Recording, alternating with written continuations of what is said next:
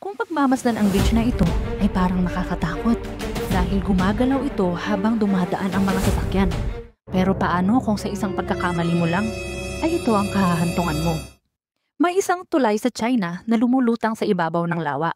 At hindi lang tao ang dumadaan dito, pati mga sasakyan. Ito ang Jiuzhaigou Floating Bridge sa Yunnan Province ng China. At ang haba nito, mahigit 500 metro.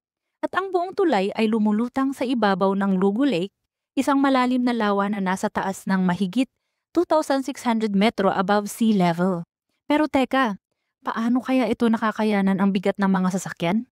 Ang sekreto ay nasa mga pontoon o malalaking floating blocks na gawa sa high-density polyethylene plastic.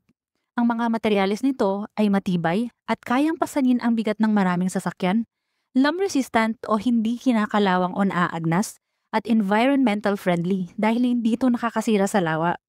Ang tulay ay may steel support frames at rubber joints na kumikilos kasabay ng tubig.